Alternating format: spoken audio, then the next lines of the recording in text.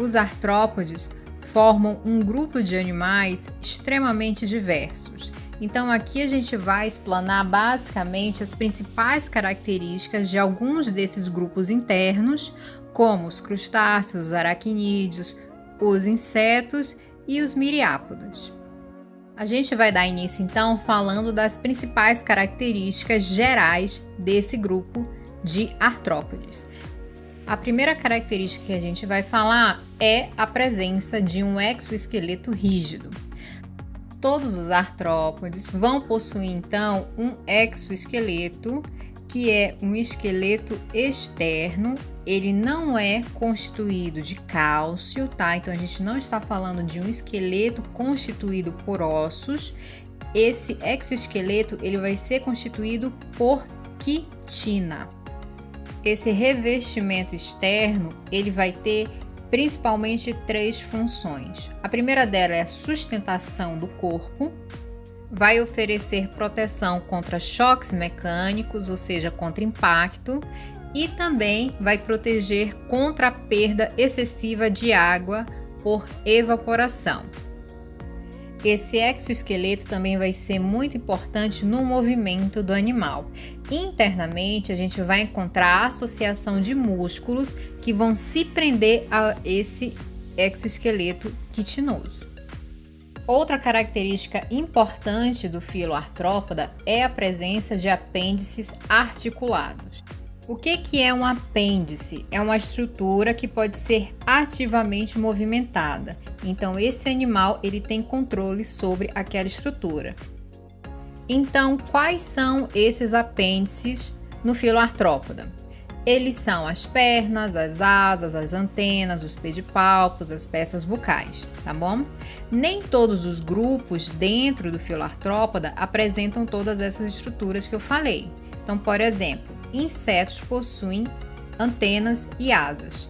Aracnídeos já não possuem nem asas nem antenas, tá bom? Então isso vai variar muito dependendo do grupo que a gente vai estudar.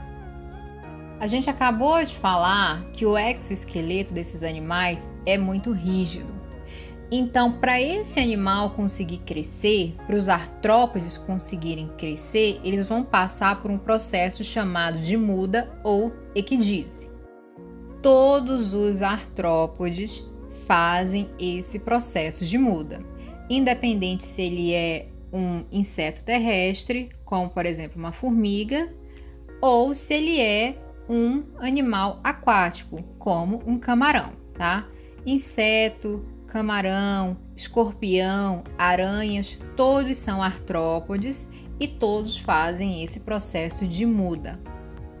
Quando esse animal está preparado para crescer, ele normalmente vai se alimentar muito, tá? Ele vai ficar mais gordinho e por baixo desse exoesqueleto vai começar a ser secretado o novo revestimento.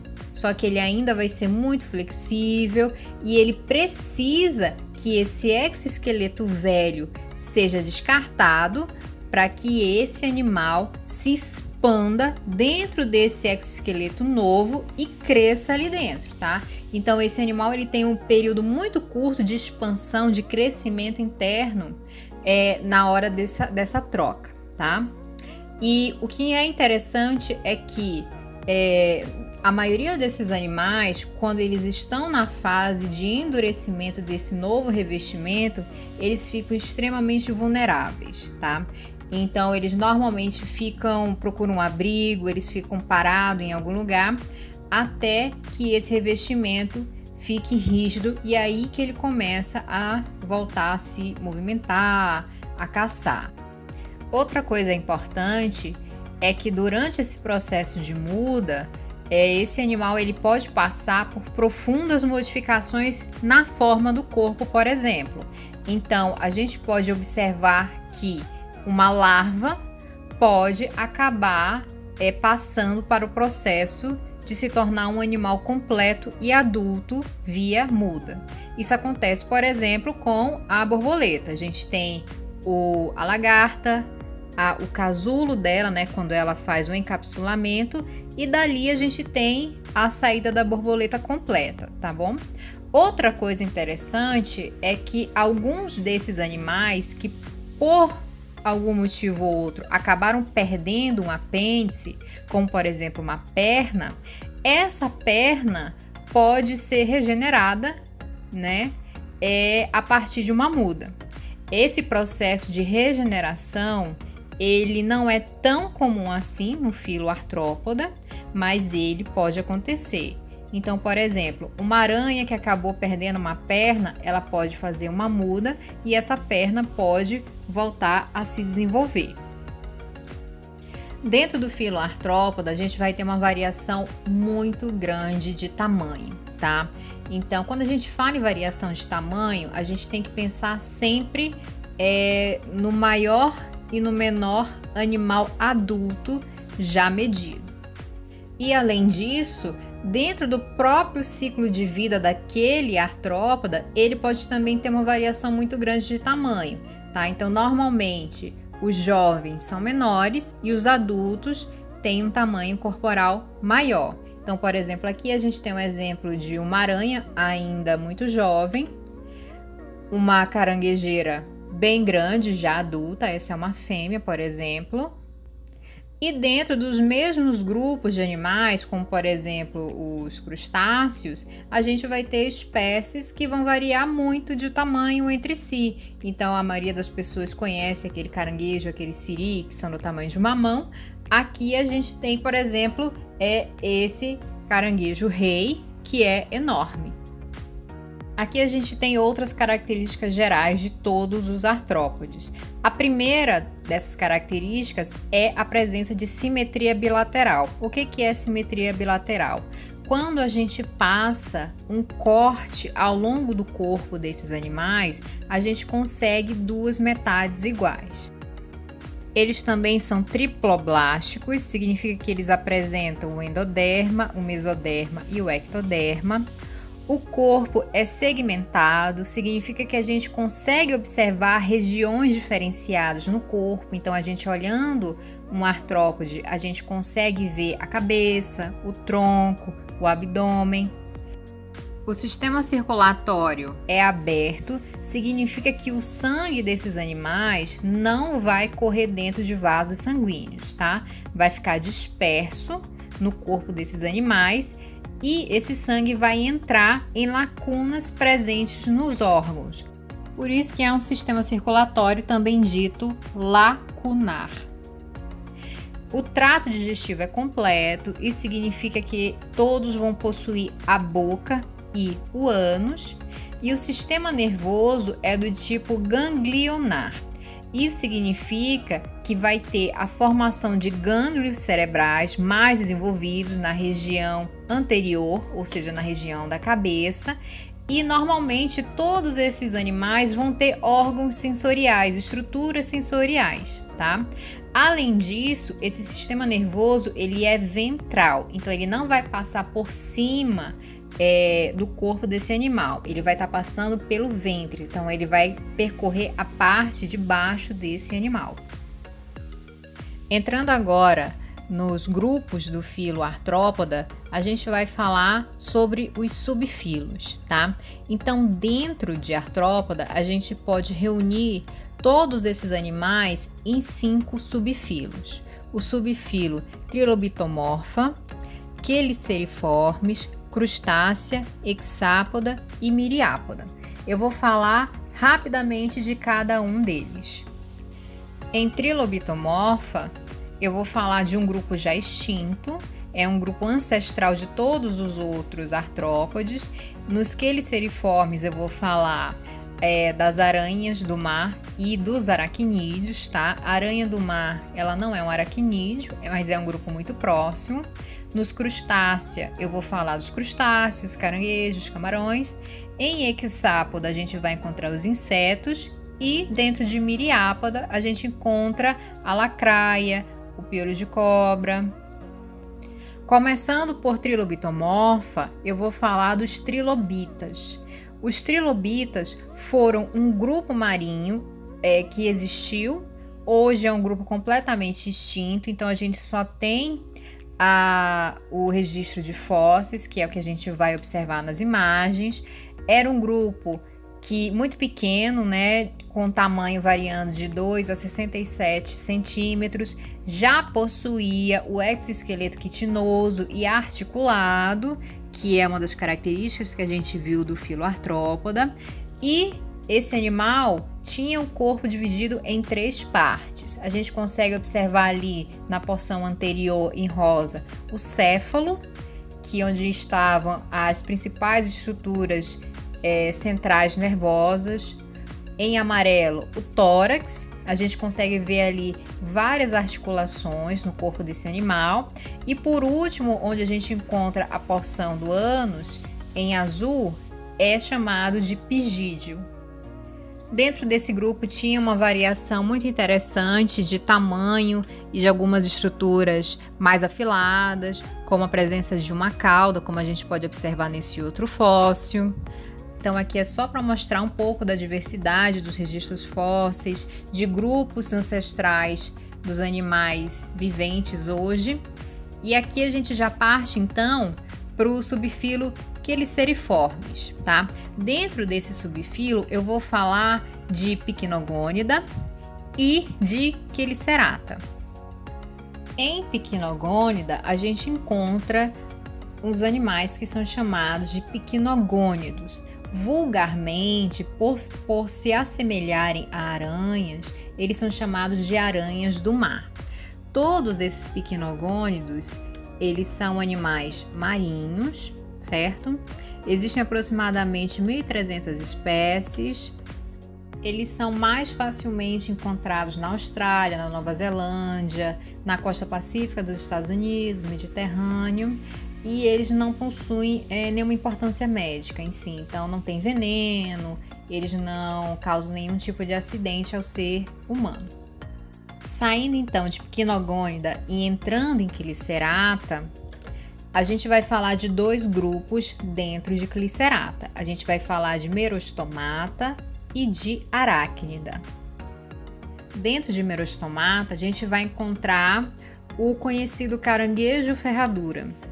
Apesar desse animal receber esse nome vulgar de caranguejo, ele não é um caranguejo, ele é um merostomata, que é conhecido cientificamente como límulo, tá? Então, o límulo, ele está dentro de Merostomata, dentro de Cheliceriforme, e ele recebe o nome vulgar, nome comum de caranguejo ferradura, justamente por ele se parecer muito com um caranguejo. A gente não tem a presença desse animal aqui no Brasil, tá? Ele é mais encontrado no Golfo do México, ao longo da costa do Atlântico. Esse animal hoje, ele tem uma importância muito grande nas pesquisas médicas, especialmente com relação ao seu sangue. O sangue desse animal é azul, mas não é por causa disso, né, que ele é importante. É que o sangue dele hoje está sendo testado para a formulação de medicamentos. Já é conhecido que o sangue tem uma função muito importante contra endotoxinas de bactérias. Então ele está sendo estudado para formular remédios visando a cura de várias doenças causadas por bactérias. Aqui a gente consegue observar a parte ventral desse animal, a gente vê vários apêndices, né, no caso as pernas, e a gente consegue observar o que a gente falou aquilo lá no começo da aula, né, com relação à articulação dos apêndices. Olha como ele consegue se movimentar muito bem.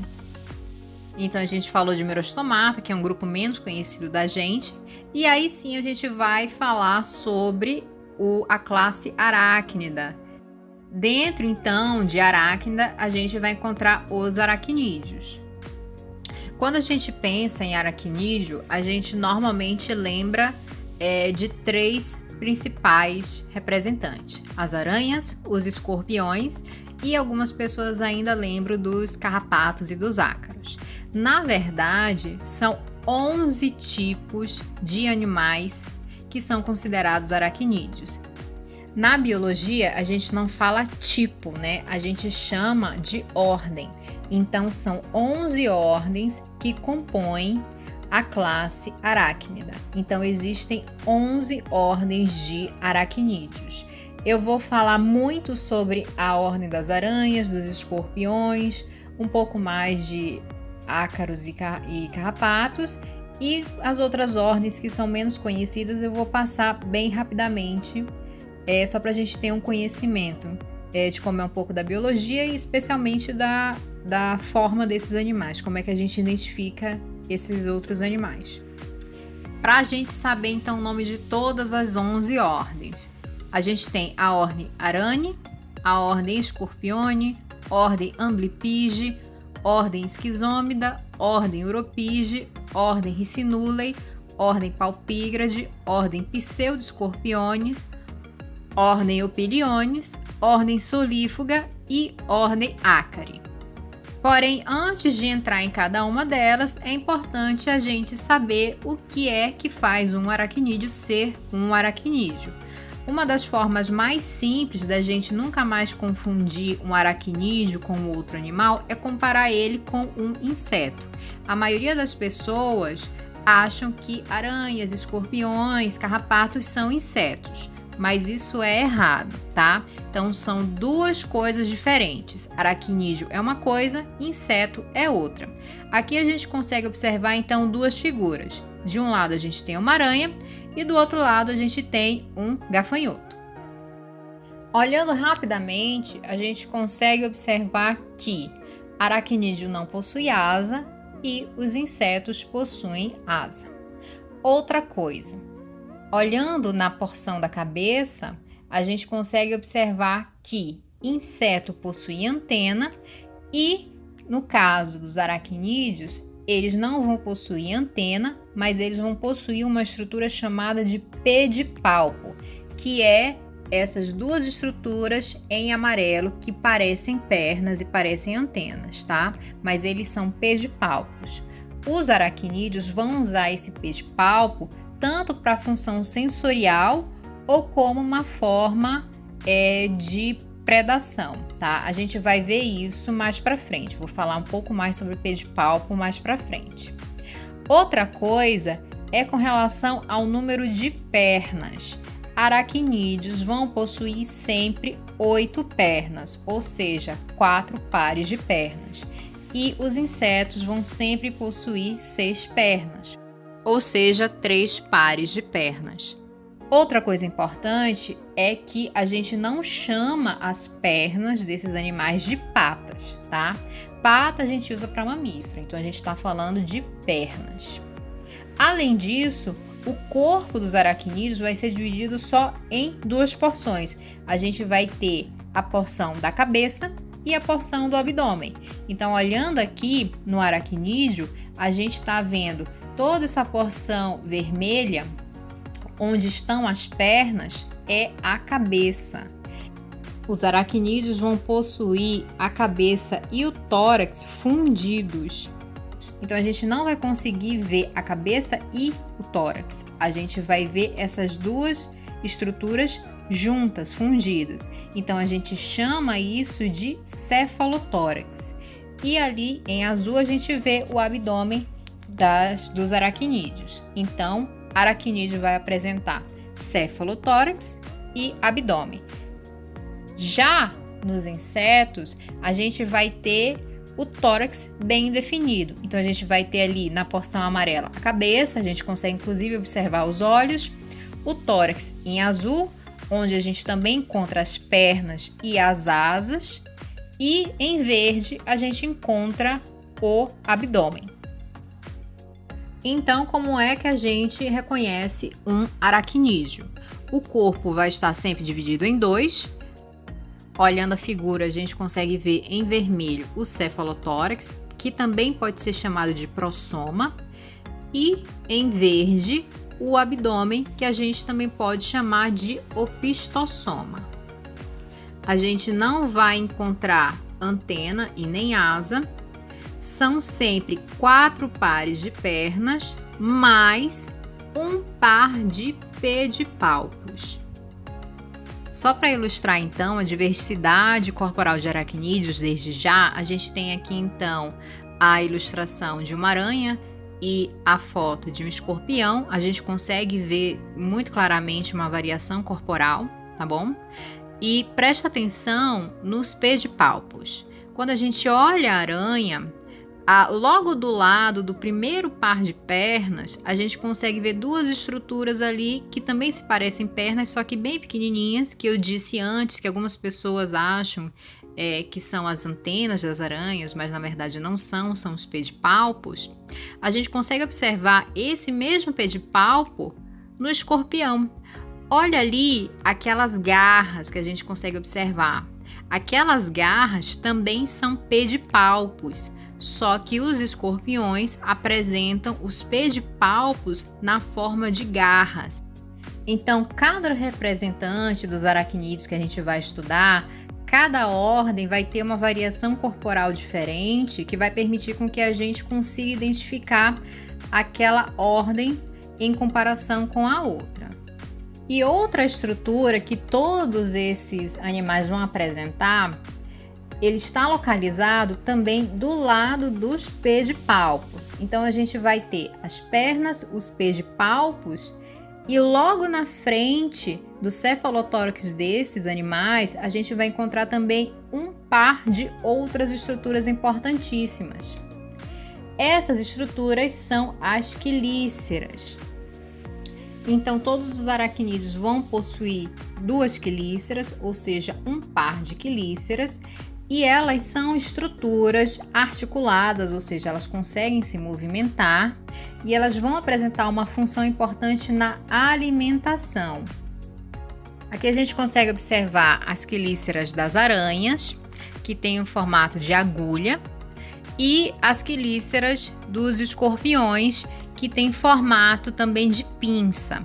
Nas aranhas, elas vão usar as quelíceras para inocular o veneno, e os escorpiões vão usar as quelíceras para fazer uma trituração, então para morder o alimento. Com relação à respiração, os aracnídeos vão fazer as trocas gasosas a partir de filotraqueias, também chamados de pulmões foliáceos, por traqueias em si, através de espiráculos. Então a gente consegue observar do lado direito uma filotraqueia, que é um pulmão foliáceo. Ele é chamado de pulmão foliáceo porque ele tem várias lâmilazinhas que a gente consegue observar ali e que parece um livro aberto com as suas páginas. E no outro lado a gente consegue ver os espiráculos de um carrapato, onde ocorre a troca gasosa através das traqueias. E com relação à excreção, os aracnídeos vão apresentar glândulas coxais, que são glândulas próximas à coxa, que vão realizar a excreção de resíduos juntamente com os túbulos de Malpighi. Esses túbulos de Malpighi vão fazer também a coleta de resíduos presentes no sangue desse animal e vai enviar para a porção final do intestino, onde vai ser eliminado todo esse resíduo com as fezes. Então a gente já viu todas as características em comuns e agora a gente vai falar de cada ordem. Eu vou começar então falando da ordem Ácari. Na ordem Ácari a gente vai encontrar dois representantes, os carrapatos e os ácaros. Carrapatos e ácaros são bem diferentes entre si. Existe uma variação corporal muito grande dentro da ordem, mas a gente consegue identificar uma característica em comum, que é que o corpo desse animal é tão fusionado, ou seja, a gente não tem muita definição de qual é a parte do cefalotórax e do abdômen por causa de uma fusão evolutiva que aconteceu, onde o cefalotórax e o abdômen parecem uma coisa só. Então, quando a gente olha um carrapato, toda aquela porção que a gente consegue ver, aquela porção maior, a gente dá o nome de idiossoma.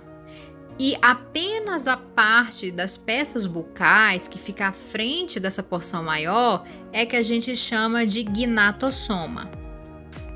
Então, resumidamente, A ordem Acre apresenta cefalotórax e abdômen, porém, o cefalotórax e o abdômen é tão fusionado, tão junto entre si, que aqui nesse grupo a gente vai chamar toda essa porção de idiossoma.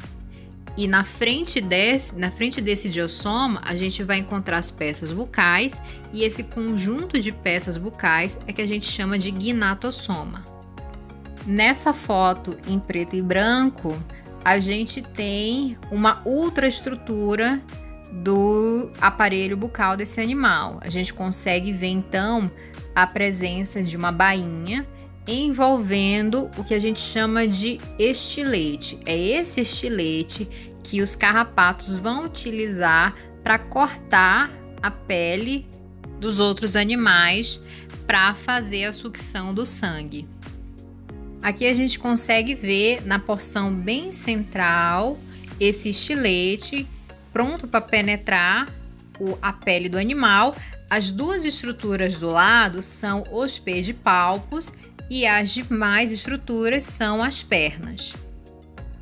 Aqui a gente fala então da diferença de um carrapato para um ácaro.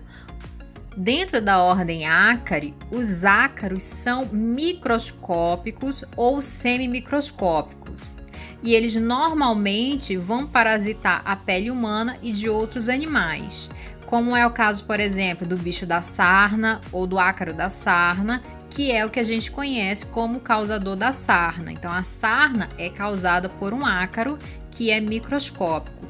Já os carrapatos, eles são bem maiores, eles são sugadores de sangue e eles normalmente também vão procurar um mamífero para se fixar no corpo para fazer esse consumo. Então, por exemplo, boi, cavalo, cachorro.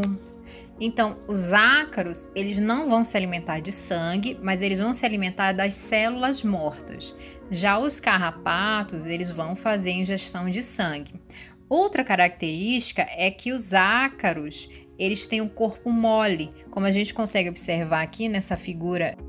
A importância desse grupo para a gente é justamente com relação ao que eu falei sobre a alimentação desse grupo.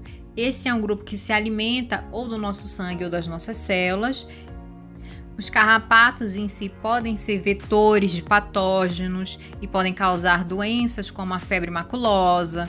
No caso da febre maculosa, ela acontece quando o carrapato está infectado por uma bactéria do gênero Rickettsia, e aí esse carrapato vai picar um cachorro, uma capivara ou um cavalo, e ele vai fazer a transmissão dessa bactéria na hora que ele fizer a perfuração da pele desse animal para fazer o consumo de sangue. A febre maculosa, ela também pode atingir o ser humano, caso ele seja picado por um carrapato contaminado com a bactéria, e aí tem uma série de sintomas, como febre alta, dor de cabeça, e especialmente o aparecimento de lesões na pele, como no caso aqui de uma criança que foi contaminada com isso. As lesões parecem lesões de catapora, e também existem diversas outras doenças que podem ser transmitidas por carrapatos e outras condições que podem ser desencadeadas pela presença de ácaro.